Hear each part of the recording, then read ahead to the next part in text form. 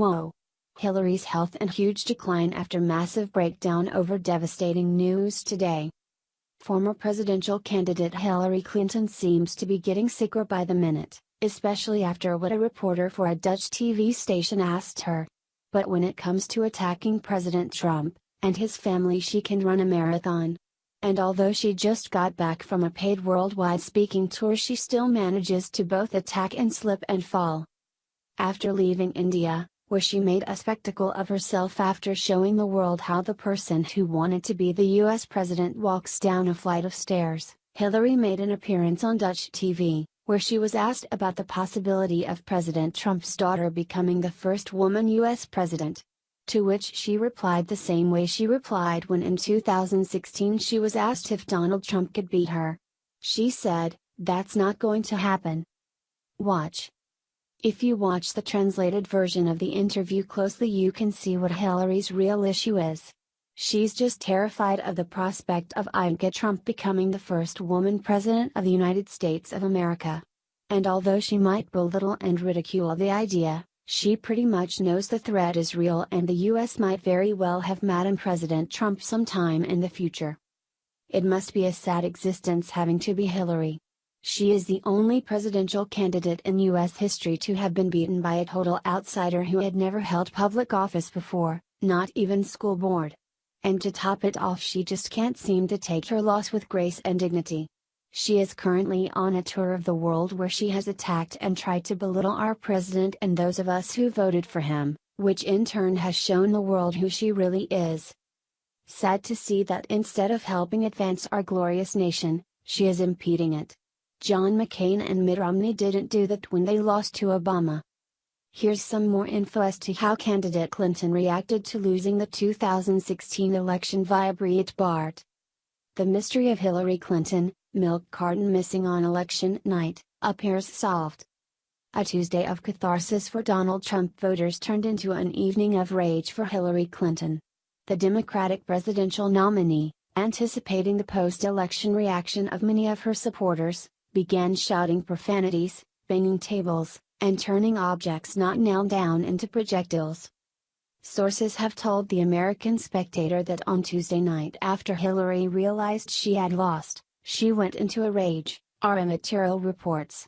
Secret Service officers told at least one source that she began yelling, screaming obscenities, and pounding furniture.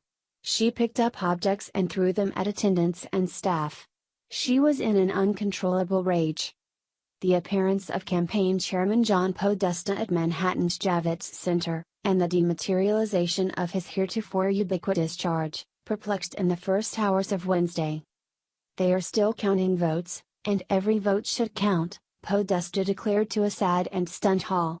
Several states are too close to call, so we're not going to have anything more to say tonight. As Podesta recalcitrantly refused to recognize reality early Wednesday morning, Hillary Clinton called Donald Trump to offer congratulations. The juxtaposition of the campaign chairman publicly vowing to fight around the time the candidate privately conceded the election left observers scratching their heads. TRL's reporting indicates that Mrs. Clinton's mental state made it impossible for her to address her supporters on election night as custom requests. So, instead, Podesta gave a rah-rah speech on a boohoo night to cover for the absence of the first woman president, her fireworks, and her victory speech shout-outs to the mothers of the Black Lives Matter martyrs. She is not done yet, Podesta claimed. TRL's reporting indicates that, indeed, Clinton remained far from done. Her aides could not allow her to come out in public, he writes. It would take her hours to calm down. So Podesta went out and gave his aimless speech. I wish we could report on Bill's whereabouts, but we cannot. Bill appeared the following day at Hillary's belated concession speech wearing a purple tie, but, thankfully, no purple marks about his face, suggesting experience dictated avoidance the previous evening.